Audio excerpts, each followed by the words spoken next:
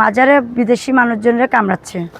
আমার এর পাশে মুরগি ছিল 3টা, মুরগি 3টা আগে কামড়ায় মেরে ফেলছে। পাগল কুকুর কোথা থেকে আসছে, মেরে ফেলার পরে আবার আমার এই চার দোকানে এখানে কাস্টমার ছিল, বিদেশি মানুষজন বসেছিল। 3 বছরের বাচ্চাটাকে কামড় দিছে।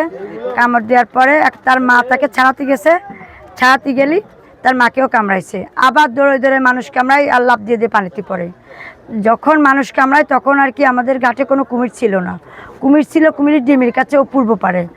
ওই কুমির যখন দিঘির মধ্যে দিয়ে ভাসতে ভাসতে চলে আসে তখন মাজারের খাদেমরা চৈদারকে ফোন মাইকি ডেকে বলে যে কুমির আসতেছে, তুমি ঘাটে যাও। তখন বিদেশি লোকজন ঘাটে গোসল করছিল দিঘির মধ্যে নেমে, সব লোকজনকে উঠায় দিয়ে পাহারাদাররা ওই জায়গায় দাঁড়ায় রয়েছে যেন কুমিরই কোনো মানুষজন না কামড়ায়।